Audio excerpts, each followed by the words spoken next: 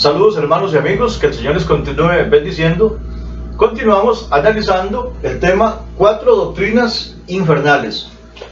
4 doctrinas que se están predicando de forma infernal por todas las religiones del mundo. Como pueden observar aquí, acerca del Espíritu, ¿qué es el Espíritu?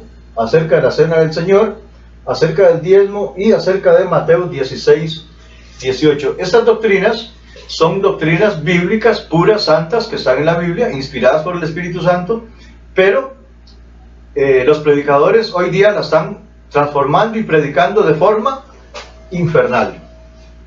Y ya estuvimos analizando acerca de el Espíritu, qué es el Espíritu, y vemos que le están dando una aplicación al Espíritu, hablando específicamente de lo que es la parte número 1 de los seres vivientes, bueno, en cuanto a los seres humanos, y el Espíritu como la vida en sí de todo ser viviente. Vemos que vimos en el video anterior que le están dando una aplicación, una interpretación totalmente errónea, incorrecta.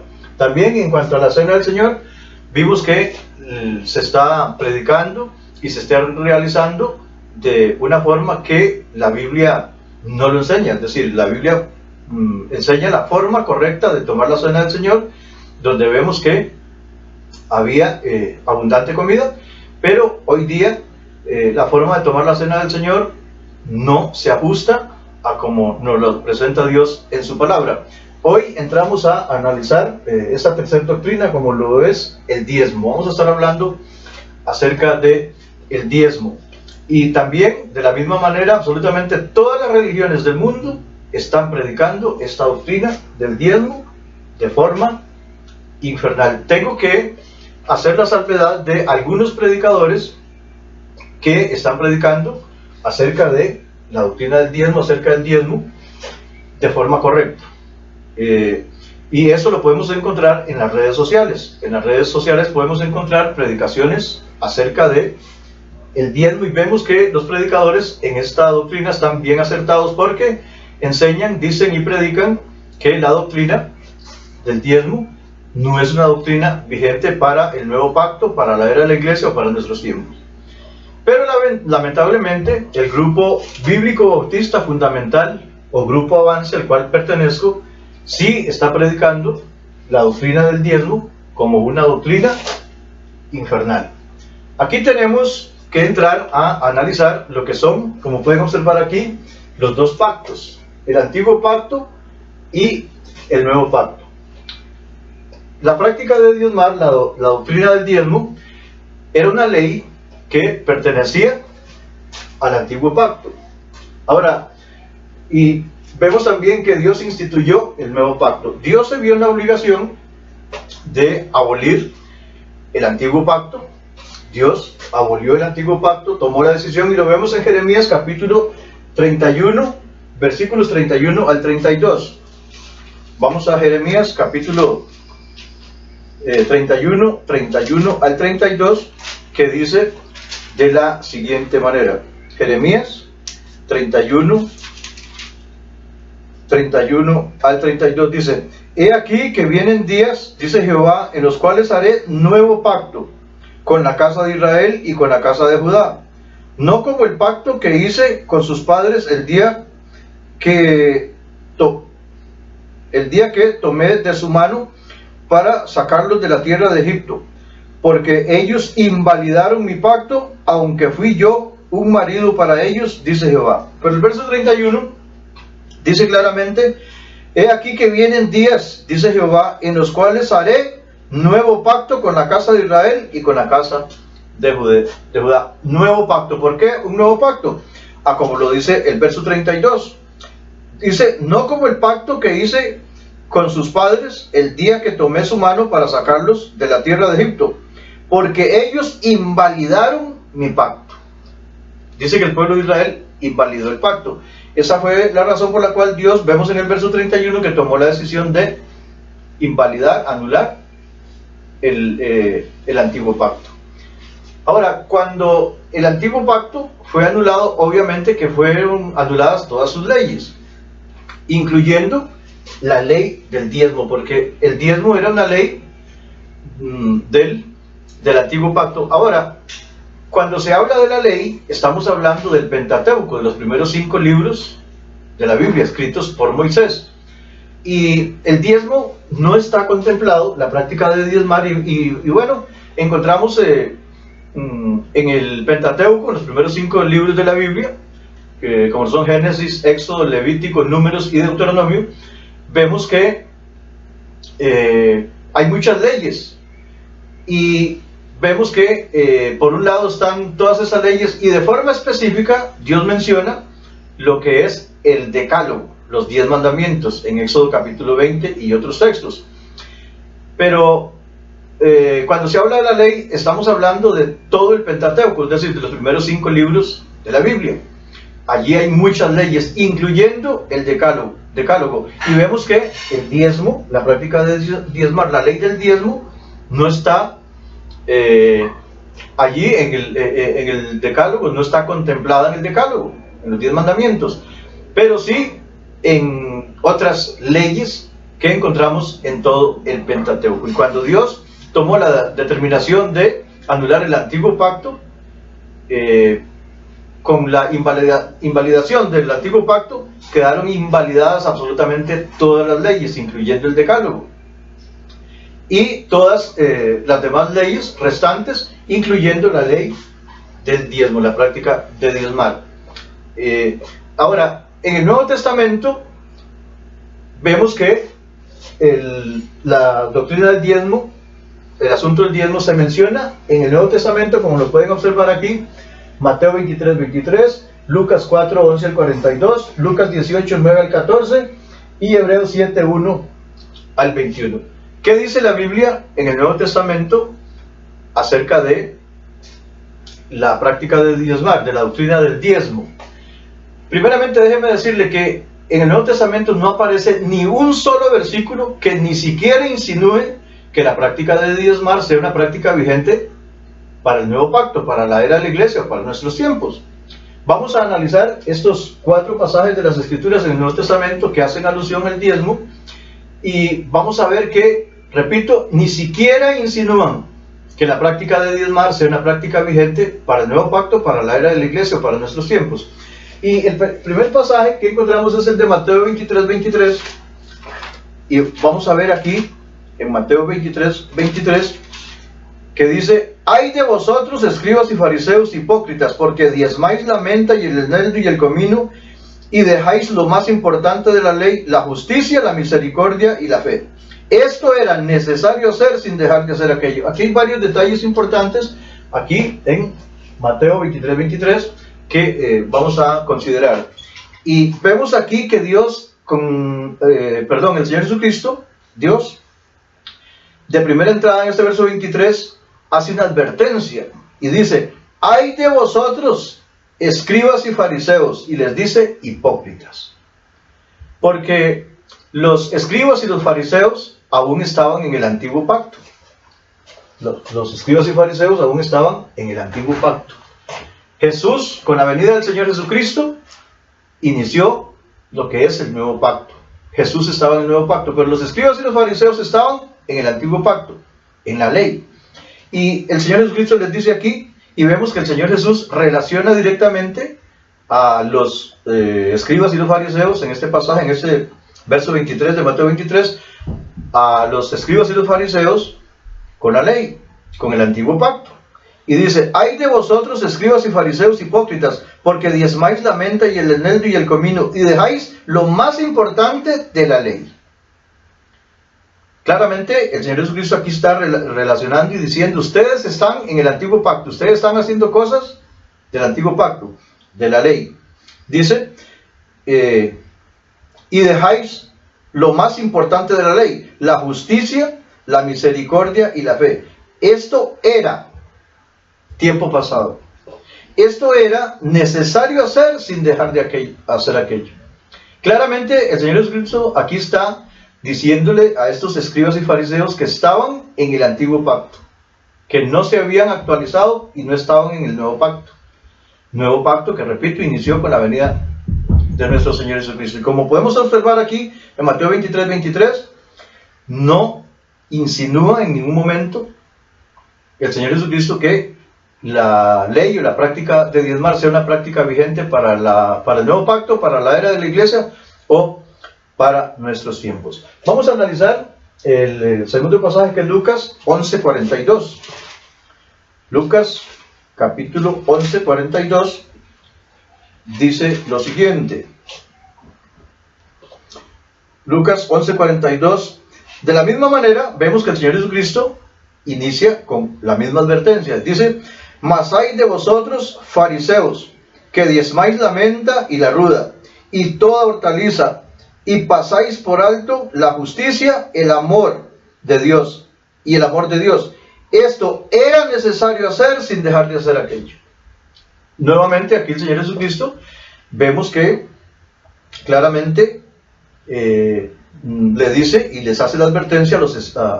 aquí está hablando específicamente de los fariseos.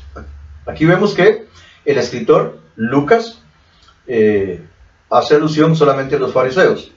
Dice: mas hay de vosotros, fariseos, que diezmáis la menta y la ruda y toda hortaliza, y pasáis por alto la justicia y el amor de Dios. Esto era necesario hacer sin dejar de hacer aquello. Nuevamente, el Señor Jesucristo estaba manifestando aquí que esta práctica que estaban teniendo estos fariseos era una práctica del pasado, cuando dice: esto era necesario hacer sin dejar de hacer aquello. Vamos a Lucas 18:9 al 14. Aquí vamos a observar aquella ocasión entre el fariseo y el publicano. Lucas 18:9 al 14, que dice de la siguiente manera. Dice: a unos que confiaban en sí mismos como justos y menospreciaban a los otros, dijo también esta parábola. Dos hombres subieron al templo a orar. Uno era fariseo y el otro publicano. El fariseo, puesto en pie, oraba consigo mismo de esta manera: Dios, te doy gracias porque no soy como los otros hombres, ladrones, injustos, adúlteros, ni aun como este publicano. Ayuno 2 veces a la semana, doy diezmos de todo lo que gano. Mas el publicano, estando lejos, no quería ni aun alzar los ojos al cielo, sino que se golpeaba el pecho diciendo: Dios, sé propicio a mi pecador. Os digo que este descendió a su casa justificado antes que el otro, porque cualquiera que se enaltece será humillado, y el que se humilla será enaltecido. Vemos aquí que el relato dice que había un fariseo y un publicano. El fariseo era supuestamente el ministro de Dios, pero ese fariseo, como lo hemos venido observando, aún estaba en el antiguo pacto, no se había actualizado, no estaba en el nuevo pacto, y hace prácticas, dice que, y tiene prácticas, inclusive la práctica de diezmar. El verso 12 dice: ayuno 2 veces a la semana, doy diezmos de todo lo que gano. Y vemos que este fariseo estaba aún en el antiguo pacto, porque dice: doy diezmos de todo lo que gano. Y vemos en el verso 13, dice: mas el publicano, estando lejos, no quería ni aun alzar los ojos al cielo, sino que se golpeaba el pecho diciendo: Dios, sé propicio a mi pecador. Ahora, vemos en el verso 14 que dice el Señor Jesucristo: os digo que este descendió a su casa justificado antes que el otro. Aquí está hablando del publicano, de este publicano que, humillado, reconocía su condición pecaminosa, se golpeaba el pecho y ni siquiera quería alzar los ojos al cielo de la vergüenza que tenía por ser pecador. Pero ¿qué dice el Señor Jesucristo? Dice: os digo que este descendió a su casa justificado antes que el otro. Ahora, cuando aquí dice antes que el otro, esta palabra antes quiere decir en lugar de. Porque si lo decimos de otra manera, si lo interpretamos de otra manera, antes quiere decir que primero fue justificado el publicano y después fue justificado el fariseo. Pero esto no es así. Cuando aquí dice, este fue justificado, este descendió a su casa justificado antes que el otro, quiere decir, este fue justificado en lugar de. Este descendió a su casa justificado en lugar de. Es decir, que el Señor Jesucristo justificó al publicano y no justificó al fariseo, que se jactaba de que hacía muchas cosas, inclusive diezmaba. Así que vemos que nuevamente el Señor Jesucristo aquí habla también en forma despectiva a este fariseo, no lo justifica, y vemos que justifica al publicano que no diezmaba. Y vemos aquí que el Señor Jesucristo hace esta diferencia entre estas dos personas. Y nuevamente vemos que en este pasaje, en este tercer pasaje de Lucas 18, 9 al 14, vemos que, bueno, que hace alusión al diezmo, pero en ningún momento ni siquiera insinúa que la práctica de diezmar sea una práctica vigente para el nuevo pacto, para la era de la iglesia, para nuestros tiempos. Muy bien, vamos al cuarto pasaje que hace alusión al diezmo en el Nuevo Testamento, que es Hebreos 7, 1 al 21. Hebreos capítulo 7, 1 al 21, dice de la siguiente manera. Hebreos 7, 1 al 21. Y dice: porque este Melquisedec, rey de Salem, sacerdote del Dios Altísimo, que salió a recibir a Abraham, que volvía de la derrota de los reyes, y le bendijo, a quien asimismo dio a Abraham los diezmos de todo, cuyo nombre significa primeramente rey de justicia, y también rey de Salem, esto es, rey de paz, sin padre, sin madre, sin genealogía, que ni tiene principio de días, ni fin de vida, sino hecho semejante al Hijo de Dios, permanece sacerdote para siempre. Considerad pues cuán grande era este, a quien aún Abraham, el patriarca, dio diezmos del botín. Ciertamente los que de entre los hijos de Leví reciben el sacerdocio tienen mandamiento de tomar del pueblo los diezmos según la ley, es decir, de sus hermanos, aunque estos también hayan salido de los lomos de Abraham. Pero aquel cuya genealogía no es contada de entre ellos, tomó de Abraham los diezmos y bendijo al que tenía las promesas. Y sin discusión alguna, el menor es bendecido por el mayor. He aquí ciertamente reciben los diezmos hombres mortales, pero allí uno de quien se da testimonio de que vive. Y por decirlo así, en Abraham pagó el diezmo también Leví, que recibe los diezmos, porque aún estaban los lomos de su padre cuando Melquisedec le salió al encuentro. Si pues la perfección fuera por el sacerdocio levítico, porque bajo él recibió el pueblo la ley, ¿qué necesidad habría aún de que se levantase otro sacerdote según el orden de Melquisedec y que fuese llamado según el orden de Aarón?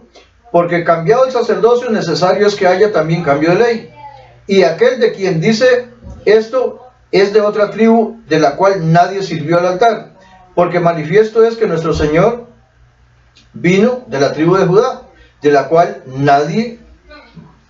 de lo cual nada habló Moisés tocante al sacerdocio, y esto es aún más manifiesto.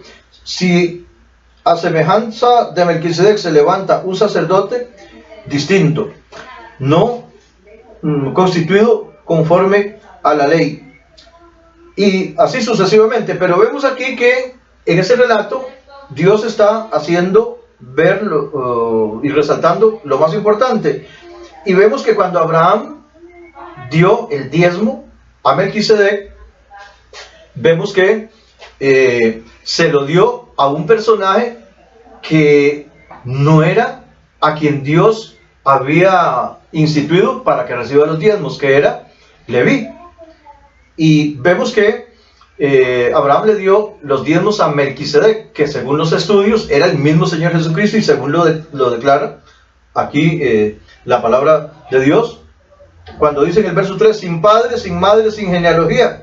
He aquí que tiene que ni tiene principio de días ni fin de vida, sino hecho semejante al Hijo de Dios. Según los estudios, este Melquisedec era el mismo Señor Jesucristo, y el Señor Jesucristo no es descendiente directo de la tribu de Leví. El Señor Jesucristo es descendiente directo de Judá, y por eso dice aquí que Abraham dio los diezmos a un personaje, a Melquisedec. Repito que según los estudios y según los indicios que nos da aquí la palabra de Dios en el verso 3 de Hebreos capítulo 7, es el mismo Señor Jesucristo. Y hace resaltar esto, que cuando Abraham dio los diezmos, se lo dio a un personaje que no procedía de la tribu de Leví. a quien Dios ordenó que se le dieran los diezmos, sino que se lo dio a Melquisedec, que, repito, según los estudios, es el mismo Señor Jesucristo. Y Dios hace aquí en Hebreos 7 esta enseñanza y dice claramente que cuando le dio los diezmos, se lo dio a una persona que ni siquiera era descendiente de Leví, a quien Dios instituyó para que recibiera los diezmos. Por lo tanto, este cuarto pasaje, que hace alusión al diezmo en el Nuevo Testamento, vemos que es un caso aislado, y si analizamos el pasaje vemos que en ningún momento, a pesar de que habla del diezmo aquí en Hebreos capítulo 7, en ningún momento ni siquiera insinúa que la práctica de diezmar sea una práctica vigente para el nuevo pacto, para la era de la iglesia o para nuestros tiempos. Todo esto es lo que se habla en estos cuatro pasajes del diezmo en el Nuevo Testamento. Ahora, ¿en qué basan los que sostienen que la práctica de diezmar es una práctica vigente para el tiempo del nuevo pacto, para la era de la iglesia, para nuestros tiempos? Increíblemente lo basan en el libro de Malaquías, específicamente en el capítulo 3. Vamos a Malaquías y les digo que basan su doctrina de que la práctica de diezmar es una práctica vigente para la era del nuevo pacto, para la era de la iglesia, para estos tiempos. Y digo esto porque el libro de Malaquías constituye la carta de divorcio de Dios para con su pueblo Israel. Vamos a estar analizando este libro de Malaquías. Repito, los predicadores hoy día que afirman que la práctica de diezmar es una práctica vigente para el nuevo pacto, para la era de la iglesia, para nuestros tiempos, es una práctica vigente y basan esta enseñanza en Malaquías, específicamente en el capítulo 3, verso 10, y no toman en consideración que el libro de Malaquías, si analizamos el trasfondo de este libro, es la carta de divorcio de Dios para con su pueblo Israel, porque vemos aquí en el capítulo 3 que Dios le reprocha, le recrimina al pueblo de Israel su mala actitud y todas las cosas que el pueblo de Israel dejó de hacer. Pero vemos que el pueblo de Israel no obedeció al Señor Jesucristo, a Dios Padre en ese entonces, el mismo Señor Jesucristo, y cuando Dios le dijo, traed todos los diezmos al alfolí, hay alimento en mi casa, os abriré las ventanas de los cielos, aquí en el capítulo 3 de Malaquías. ¿Y qué dice?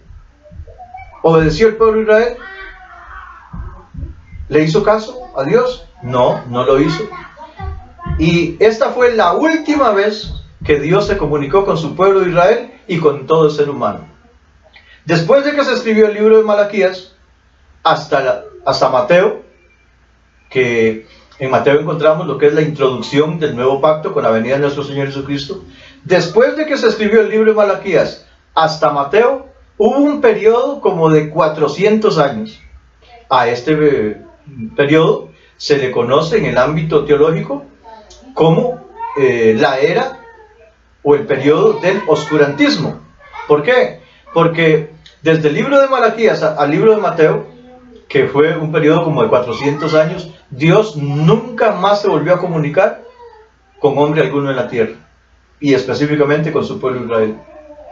400 años hay después de que se escribió el libro de Malaquías y Mateo, que es la introducción del nuevo pacto con la venida de nuestro Señor Jesucristo. Repito, a este periodo se le llama la era del oscurantismo, 400 años, porque durante estos 400 años Dios no se volvió a comunicar con ningún ser humano, y específicamente hablando con su pueblo Israel. Por eso digo que el libro de Malaquías es la carta de divorcio de Dios para con su pueblo Israel. Repito, y hubo un periodo como de 400 años que Dios no se volvió a comunicar con el ser humano, tampoco con su pueblo Israel, hasta Mateo, en donde encontramos la introducción del nuevo pacto con la venida de nuestro Señor Jesucristo. Esto en primera instancia. En segunda instancia tenemos que el libro de Malaquías es el último libro del Antiguo Pacto, del Antiguo Testamento. El libro de Malaquías es el acabose, es el ocaso de lo que se llama el ministerio del templo de Dios en Jerusalén. En el Antiguo Pacto, el referente principal era el templo de Dios en Jerusalén. Allí estaba Dios en el arca del pacto. El templo de Dios en Jerusalén. Y el libro de Malaquías es el último libro del Antiguo Testamento, del Antiguo Pacto. Con la escritura de Malaquías, y vemos que Dios se divorcia, se separa del pueblo de Israel. Repito, y hubo un periodo como de 400 años en los que Dios no se volvió a comunicar con ningún ser humano, incluyendo el pueblo de Israel. Desde Malaquías hasta Mateo. Y Malaquías es el último libro del Antiguo Testamento. Es el ocaso, es el acabose del ministerio del templo de Dios en Jerusalén. Muy bien. Y los que afirman que la práctica de diezmar es una práctica vigente para el nuevo pacto, para la era de la iglesia, para nuestros tiempos, basan su enseñanza de que la práctica de diezmar es una práctica vigente para nuestro tiempo. Se equivocan al basar esta doctrina en Malaquías, repito, por estas circunstancias. Es el acabose, es el fin, es el ocaso del ministerio del templo de Dios en Jerusalén, y es la carta de divorcio de Dios para con su pueblo. Y vemos que ya en Mateo inicia lo que es el nuevo pacto con la venida de nuestro Señor Jesucristo. Ahora, vamos a ver el diezmo en el Antiguo Testamento. En el Antiguo Testamento sí hay muchísima información acerca del diezmo. Y encontramos varios textos, pero no lo dicen de forma específica, de forma directa, de forma clara. Pero hay un pasaje en toda la Biblia que es el que habla de forma más clara, más específica, más directa y más detallada acerca del diezmo en el Antiguo Pacto. Y me refiero a Deuteronomio capítulo 14, 22 al 29.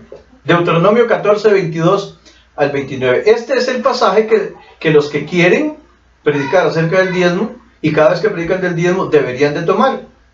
Porque Deuteronomio 14, 22 al 29, Deuteronomio quiere decir segunda ley.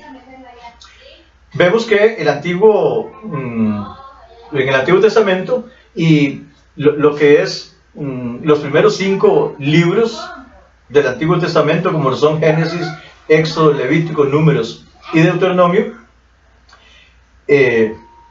estos son los primeros 5 libros de la ley, llamado el Pentateuco, escrito por Moisés. Muy bien, pero vemos que Deuteronomio se llama segunda ley. Eso quiere decir Deuteronomio, según los estudios. Y Deuteronomio es como un resumen de todos estos primeros 5 libros del Antiguo Testamento, llamado el Pentateuco. Es como un resumen. Es en donde, por decirlo así, se da por sentado todas las leyes del Pentateuco. Deuteronomio, segunda ley. Y vamos a analizar este pasaje, Deuteronomio, capítulo 14, 22 al 29. Aquí vamos a encontrar, vamos a dividir en 2 grandes secciones este pasaje, de los versículos 22 al 29 de Deuteronomio capítulo 14, porque de los versículos 22 al 27 encontramos lo que es el diezmo del primer año. El diezmo de cada año. Deuteronomio 14, 22 al 27. En los versículos 28 y 29 vamos a estar viendo lo que es el diezmo de cada 3 años. En todo esto vamos a estar viendo lo que realmente se hacía y lo que realmente representaba el diezmo en el Antiguo Testamento, en el Antiguo Pacto. De hecho, el título de este pasaje, de Deuteronomio 14, 22 al 29, se llama La Ley del Diezmo, así está titulado en mi Biblia. Muy bien, y vamos a estar analizando esta primera sección de este pasaje, denominada el diezmo de cada año. Y dice el verso 22, indefectiblemente diezmarás todo el producto del grano que rindiere tu campo cada año. Ya aquí está hablando específicamente del diezmo de cada año. Y dice, indefectiblemente diezmarás todo el producto del grano que rindiere tu campo cada año. Sigue diciendo el verso 23.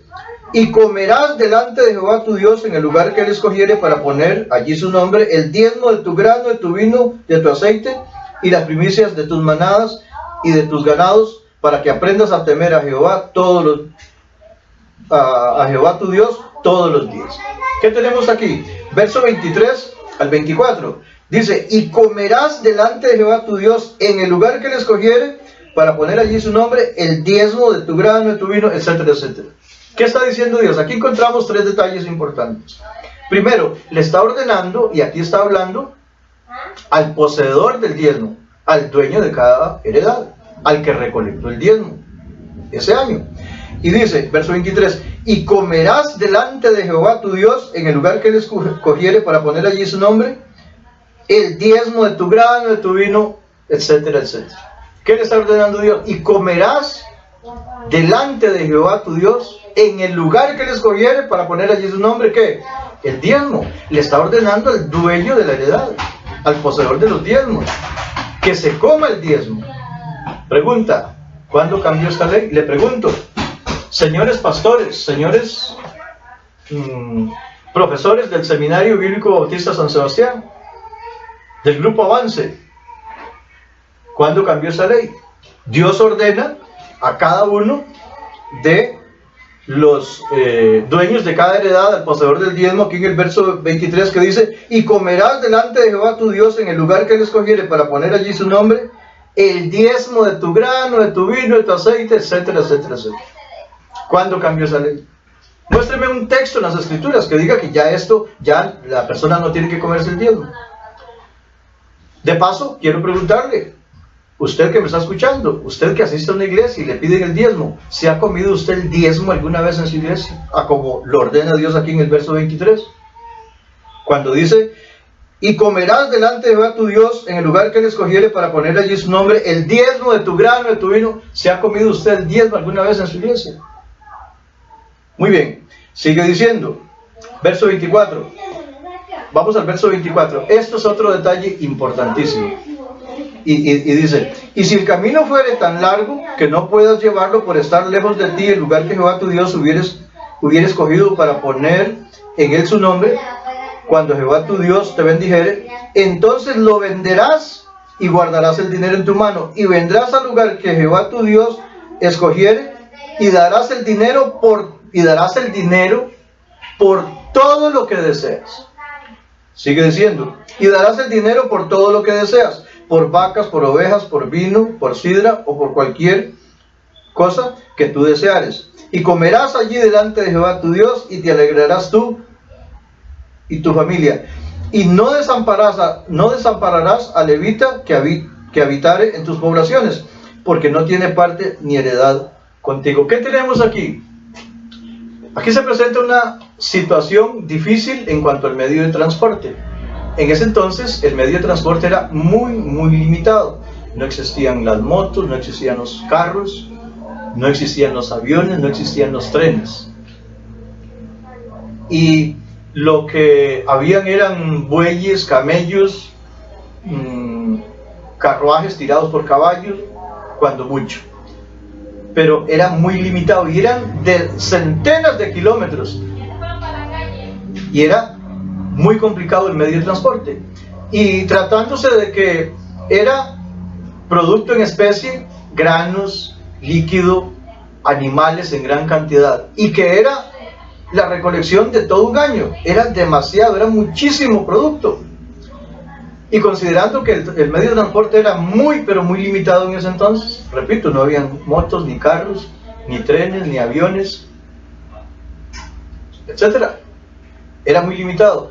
Entonces Dios le brinda esta opción a las tribus de Israel, que les hubiera correspondido en un lugar muy lejano del templo de Dios en Jerusalén, su heredad. Y le da esta opción, y dice el verso 24, y si el camino fuere tan largo que no puedas llevarlo por estar lejos de ti, el lugar que Jehová tu Dios hubiera escogido para poner en él su nombre, cuando Jehová tu Dios te bendijere, entonces lo venderás y guardarás el dinero en tu mano, y vendrás al lugar que Jehová tu Dios escogiere, y darás el dinero por todo lo que deseas. Pregunta, usted que me escucha y le exigen el diezmo y le predican del diezmo, cuando usted da el diezmo, el dinero en efectivo, le reintegran en especie el equivalente a ese dinero, a como lo dice aquí, verso 24, 25 y 26, que dice, verso 25, entonces lo venderás y guardarás el dinero en tu mano, y vendrás al lugar que Jehová tu Dios escogiere. 26, y darás el dinero por todo lo que deseas. Cuando usted da el diezmo, ¿le reintegren en especie el equivalente a ese dinero? Continuemos. Volvamos al 26, y dice, y darás el dinero por todo lo que deseas, por vacas, por ovejas, por vino, por sidra, y por cualquier cosa que tú deseares, y comerás allí delante de Jehová tu Dios, y te alegrarás tú y tu familia. 27, y no desampararás al levita que habitar en tus poblaciones, porque no tiene parte ni heredad contigo. ¿Cuándo cambiaron estas leyes? Señores pastores, mis pastores, del grupo bíblico bautista fundamental o del grupo Avance, al cual pertenezco, en el cual nací, crecí, y si Dios no determina una cosa, en el cual moriré.